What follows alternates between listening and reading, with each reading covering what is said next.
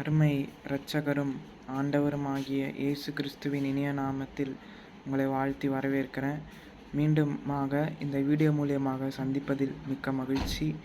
இன்றைய தினத்தில் கர்த்தரை போல பரிசுத்தமுள்ளவர்கள் யார் என்ற தலைப்பின் கீழே சொல்ல போகிறோம், நம்ம பார்க்க போகிறோம்.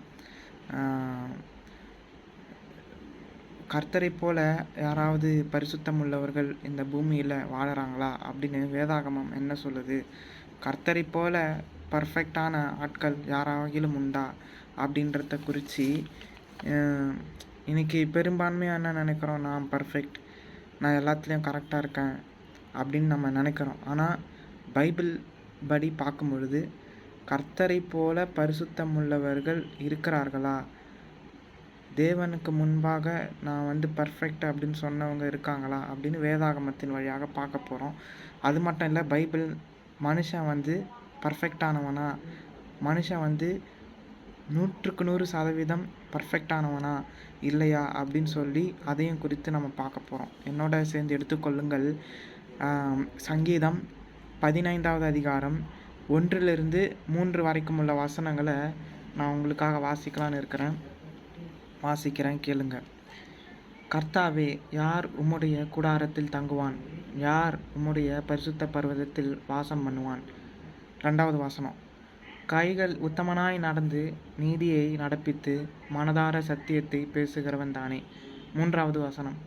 அவன் தன் நாவினால் புறம் கூறாமலும் தன் தோழனுக்கு தீங்கு செய்யாமலும் தன் அயலான் மேல் சொல்லப்படும் நிந்தையான பேச்சை எடுக்காமலும் இருக்கிறான். அதாவது கர்த்தருடைய பர்வதத்திற்கு ஏறக்கூடிய தகுதியானவர்கள் யார்? கர்த்தருடைய பர்வதம் என்றாலே தேவன் கிட்ட நெருங்கக்கூடிய அளவுக்கு யார் உத்தமர்கள், பரிசுத்தவான்கள்னு தாவீது எழுதுறாரு. யாருமே இல்லை. ஆனால் பைபிள் அந்த வசனத்தை நான் கடைசியில் காட்டுறேன். ஆனால் இப்போ என்ன வேதத்தில் எழுதியிருக்குன்னு பார்த்தீங்கன்னா, கர்த்தாவே, யார் உம்முடைய கூடாரத்தில் தங்குவான்? அவருடைய கூடாரம் பார்த்தீங்கன்னா ரூம். அவர் கூட யார் தங்குவா? அவருடைய பரிசுத்த பர்வதத்தில் யார் ஏறுவா? அவருக்கிட்ட போய் யார் இருக்க முடியும் அப்படின்றது தாவீதினுடைய கேள்வி. ஆனால் பைபிள் அதுக்கப்புறம் அவர் எழுதுறாரு, கைகளில் சுத்தம் உள்ளவன், லஞ்சம் வாங்காதவங்க, பொய் சொல்லாதவங்க, பழி சுமத்தாதவங்க, நீதியை செஞ்சு நியாயமாக வாழ்ந்தவங்க தேவனோட இருப்பாங்களாம்.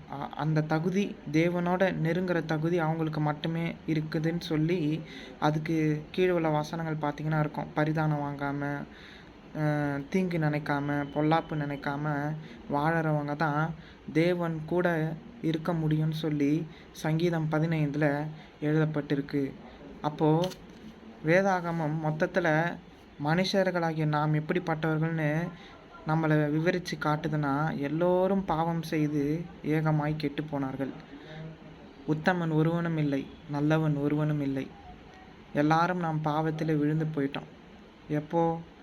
ஆதாம் ஏவாள் அந்த சாப்பிடக்கூடாதுன்னு தேவன் சொன்ன கனியை சாப்பிட்டது நிமித்தமாக நமக்குள்ள பாவ சுபாவம் வந்தது. இந்த பாவ சுபாவம் இருக்கிற வரைக்கும் நம்மளால் நீதிமானாக வாழ முடியாதபடிக்கு, கரெக்டான ஒரு நேர்மையான வாழ்க்கையை வாழ முடியாதபடிக்கு இந்த பாவ சுபாவமானது ஜென்ம சுபாவம்னு வாங்க பைபிளில். இந்த ஜென்ம சுபாவம் என்ன பண்ணணும்னு பார்த்தீங்கன்னா, நம்ம நன்மை நினைப்போம், ஆனால் நமக்கு நன்மையை நினைக்க விடாமல் தீமையே நம்ம அறியாமல் நினைக்க வைக்குது. அதனால்தான் பைபிளில் பார்த்தீங்கன்னா பவுல் சொல்லுவார், நான் நன்மை செய்யணும்னு விரும்புகிறேன், ஆனால் எனக்குள்ளே பாவம் இருக்கிறதுனால என்னால் நன்மை செய்யவே முடியல, நான் விழுந்து போகிறேன் பாவத்தில் அப்படின்னு சொல்லியிருப்பார்.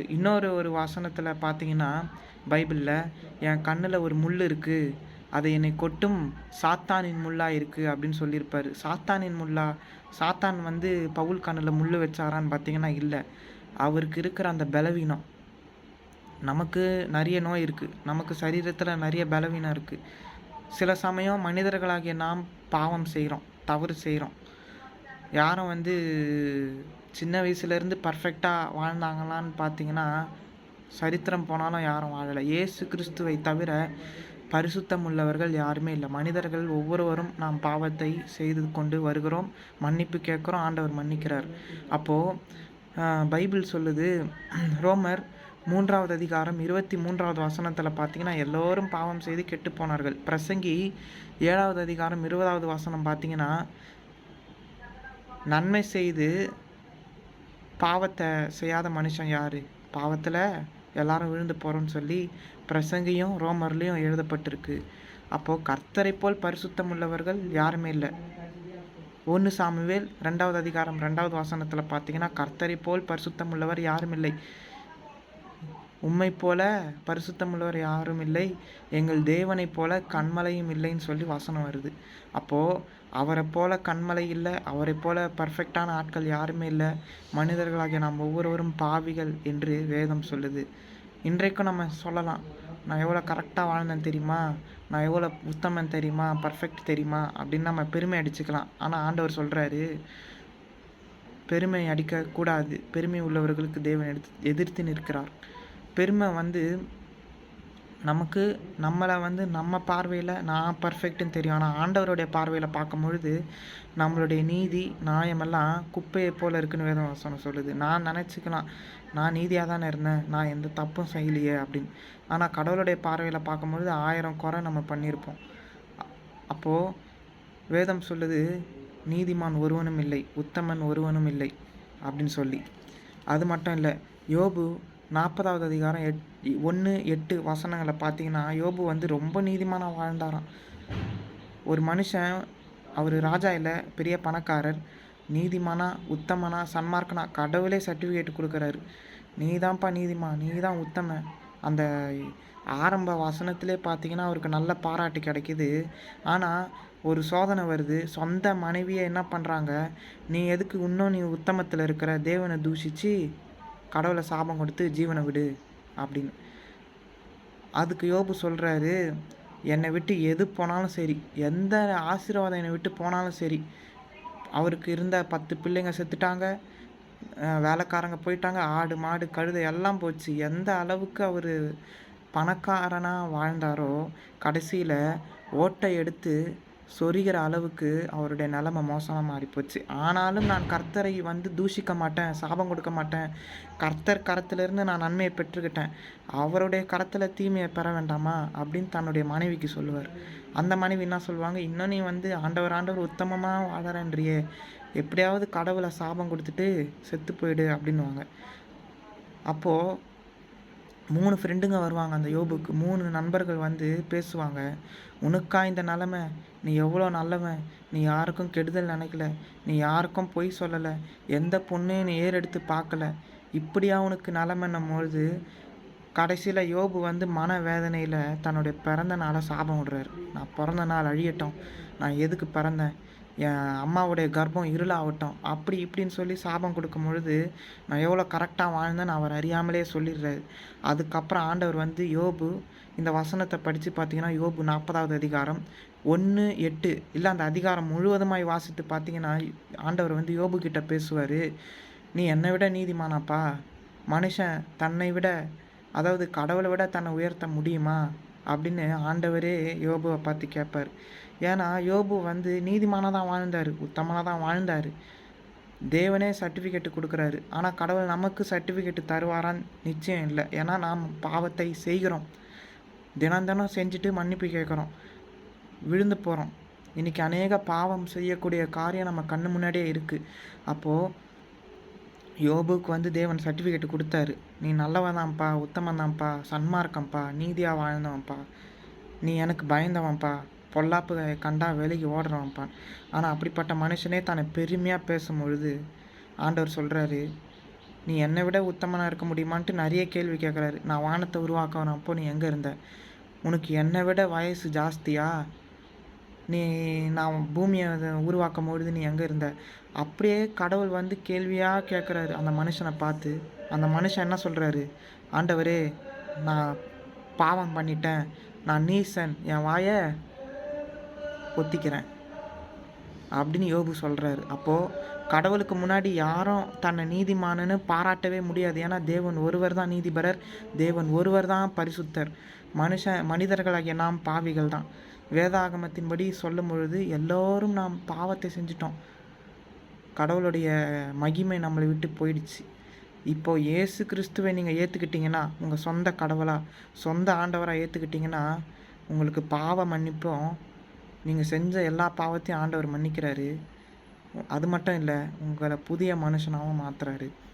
அப்போ இந்த பாவத்தில நமக்கு விமோசனம் வேணும்னா, நம்ம யார தான் தேடி முடியும்? இயேசு கிறிஸ்துவ மட்டும் தான் தேடி முடியும். ஏன்னா, இயேசு கிறிஸ்து ஒருவர் மட்டும் தான் பரிசுத்தமாக, நீதியாக, ஒழுக்கமாக வாழ்ந்து, கல்வாரி சிலுவையில நமக்காக மரித்து, ஒரு சொட்டு ரத்தம் இல்ல, எத்தன சொட்டு ரத்தம் நமக்காக சிந்தி, நமக்காக ச அவரு உடம்புல இல்லாத காயங்களே இல்ல. அவருடைய உடம்பு நமக்காக ரணகளமாயி, நம்ம செஞ்ச குற்றங்களுக்காக நமக்கு ஒரு விமோசனம் வேணும், நமக்கு ஒரு மன்னிப்பு வேணும் அப்படின்றதுக்காக கல்வாரி சிலுவையில நமக்காக மரிச்சார். அப்படிப்பட்ட தெய்வத்த நீங்க வேண்டி, உங்க வாழ்க்கைய நீங்க அவருக்கு ஒப்புக் கொடுக்கும் பொழுது, ஆண்டவரே! நீங்க தான் உண்மையான தெய்வமா? உம்ம நான் ஏத்துக்கிறேன். எனக்கு இந்த பாவத்திலிருந்து விடுதலைய குடுங்க. இவ்வளோ நாளு உண்மையான தெய்வம்னு தெரியாம, அறியாம வாழ்ந்துட்டேன். எனக்கு இனி உம்மை அறிகிற அறிவுல எனக்கு தாங்க கடவுளே! நீங்க தான் உண்மையான கடவுள்னா என்கிட்ட பேசுங்கன்னு சொல்லி நீங்க ஜெபம் பண்ணீங்கன்னா, கண்டிப்பாக இந்த வானத்தையும் பூமியும் படைச்ச கடவுள் நிச்சயம் பேசுவார். அவர் பேசாத கல்லோ, மரமோ அல்ல, பேசுகிற தெய்வம். அப்போ அப்படிப்பட்ட தெய்வத்துக்கிட்ட உங்க வாழ்க்கைய ஒப்புக்கொடுங்க. இப்படிப்பட்ட தெய்வத்தை நாம் பெற்றுக்கொள்ள மிக பாக்கியம் பெற்றிருக்கிறோம். ஒரு வசனம் கூட இருக்கு. கர்த்தரை தெய்வமாக பெற்றுக்கொண்ட ஜனம் பாக்கியமான ஜனம். அப்போ இந்த மாதிரியான கடவுள நம்ம கிடைச்சது ஒரு பாக்கியம்னு வேதவசனம் சொல்லுது. ஏன்னா இப்படிப்பட்ட கடவுள வேற எங்கேயும் நம்ம பார்க்க முடியாது. பகவத்கீதையிலயோ, குரான்லயோ, மற்ற இந்த உலக பிரகாரமான சமய புஸ்தகத்துல கூட இப்படிப்பட்ட கடவுள் நம்ம பாவத்துக்காக மரிச்சாரு. நமக்கு மன்னிப்பு குடுத்தாரு. இன்னைக்கும் நம்ம செய்ற பாவத்துக்கு மன்னிப்பு கிடைக்குது. நம்மள அழிக்காம இருக்கிற ஒரே கடவுள், நம்ம மேல ரொம்ப அன்பா, பொறுமையா இருக்கிற ஒரே ஒரு கடவுள் இயேசு கிறிஸ்து ஒருவர் மட்டும் தான். மற்ற கடவுள்லாம் பார்த்தீங்கன்னா, நீ செஞ்ச தப்புக்கு கண்ண குத்துவாரு, உன் மூக்க கிழிப்பாரு, காத கிழிப்பாரு, நீ அழிஞ்சிருவ, புஸ்வானா போயிடுவ அப்படின்லாம் நெறைய புராண கதைகள்ல நம்ம படிச்சிருக்கோம். ஆனா இப்படிப்பட்ட ஒரு கடவுள், நமக்கு வாழ்க்கையை கொடுக்கிற, நம்மள மன்னிக்கிற, நம்மளுக்கு மீண்டும் மீண்டும் நம்ம பாவம் செய்தாலும், நம்ம மேல அன்பா இருக்கிற ஒரு கடவுள வேற எங்கேயுமே பார்க்க முடியாது. அப்போ இப்படிப்பட்ட கடவுளை உங்கள் சொந்த தெய்வமாக, குல தெய்வமாக ஏற்றுக்கொள்ளுங்கள். இந்த வேத வசனத்தின் மூலியமாக ஆண்டவர் உங்களை ஆசீர்வதிப்பாராக. ஆமென்.